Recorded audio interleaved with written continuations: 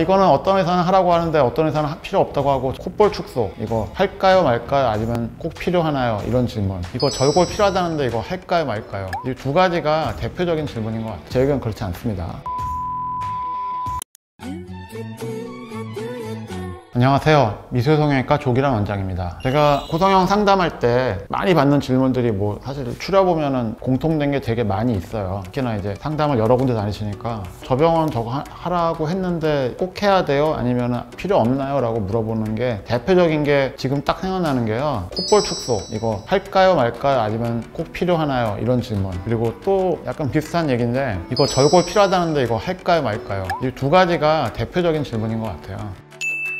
이거는 어떤 회사는 하라고 하는데 어떤 회사는 필요 없다고 하고, 상담 다 끝날 때까지 제가 그런 얘기를 안 꺼냈더니만 보통 끝날 때 한 번 더 비교해 보거나 확인해 보려고 저한테 되물어 보신단 말이에요. 그게 이제 환자분들 생각에는 내 코는 크고 뭉툭하고 퍼졌으니까 이거를 이렇게 만들면 좋겠다라고 어느 정도 마음을 먹으신 거죠. 일단 코 절골은요, 코가 얄쌍해지려고 하는 거는 정확한 목적이나 효과는 아니에요. 기본적으로는 저희도 이제 휜 코를 잡거나 방향이나 위치를 바꾸는 게 사실은 그 절골의 목적이고요. 물론 아주 큰 코인 경우에는 이렇게 좁히면 약간 도움이 되긴 해요. 대부분 한국 사람들은 보통 코뼈가 이렇게 크지 않은 분들이 90% 이상일 거란 말이에요. 그러니까 절골을 매번 할 필요까지는 없다. 환자분들 입장에는 기왕이면 실리콘을 넣더라도 절골까지 하면 더 얄쌍해진다고 생각하시는데, 제 의견은 그렇지 않습니다. 저는 별로 권하지 않고요. 그 다음에 이제 더 좀 설명을 드리고 싶은 게 이 콧볼 축소. 사실 이 콧볼이라는 게 약간 이게 좀 애매한 용어긴 한데, 보통 환자분들은 이 콧구멍이 좀 퍼졌다고 생각하시는 분들이 보통 그 폭을 좁히려고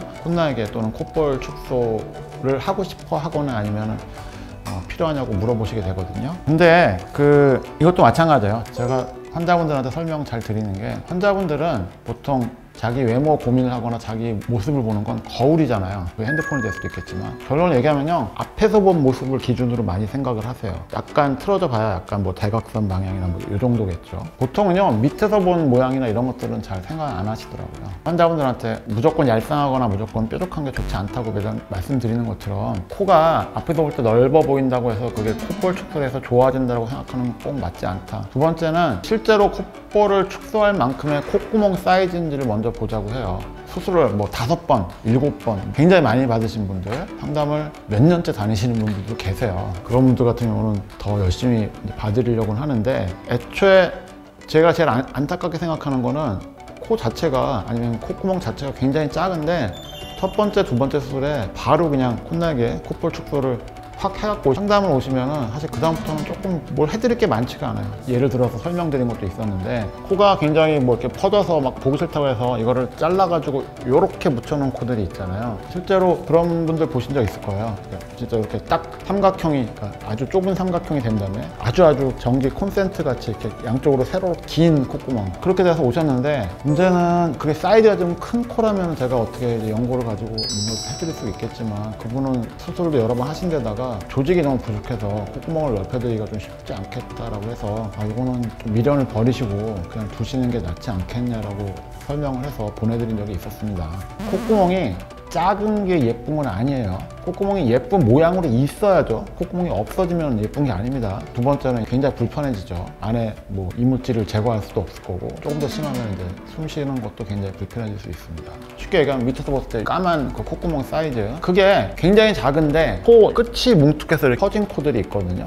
그런 경우는 끝부분을 해결해야 되는데, 여기를 잘라서 뭉툭한 걸 얄쌍하게 만든다고 생각하는 게 맞지 않다라는 것이고, 성형이 어려운 거는 줄로 짧은 걸 늘리거나 없는 걸 만드는 게 보통 난이도가 크죠. 의사 입장에서는요, 큰 걸 줄이는 거는 좀 쉬워요. 쉽게 얘기하면 잘라서 줄이는 거잖아요. 그래서 한번 잘라놓은 거는 우리가 만들 수가 없다는 게 힘든 건데, 저는 사람 얼굴을 어느 정도 보기 좋은 대칭을 맞추는 거에는 저도 충분히 찬성을 하는데, 어느 정도 선을 지켜야지, 그거를 이제 정도를 넘어가기 시작하면은 득보다 실이 훨씬 많다고 생각합니다. 근데 가끔 보면은요, 비대칭이 있으시다고 또 상담을 오시는 분들이 있거든요. 제가 구순혈 환자분들도 많이 보기 때문에 대칭 맞추고 형태 잡아드리고 하는 거는 나름 제가 진짜 굉장히 많이 했고, 나름 자신이 있습니다. 그래서 여기랑 좀 차이가 나는데 여기를 좀 줄이고 싶다, 여기를 좀 올리고 싶다, 이런 식으로까지 생각하시는 분들도 있어요. 사실 뭐 저도 한때는 그렇게 좀 외모에 집착한 적도 있었던 것 같은데 그런 것들은 본인이 너무 필요 이상으로 아니면 현실성을 조금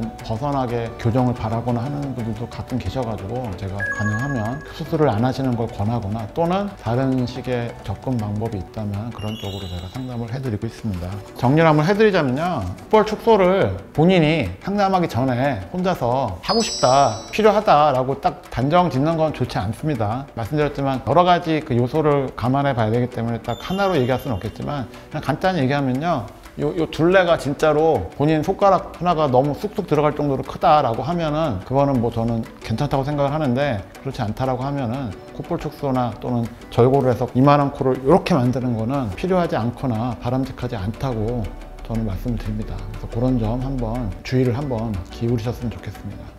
지금까지 미소성형외과 조기란 원장이었습니다. 감사합니다.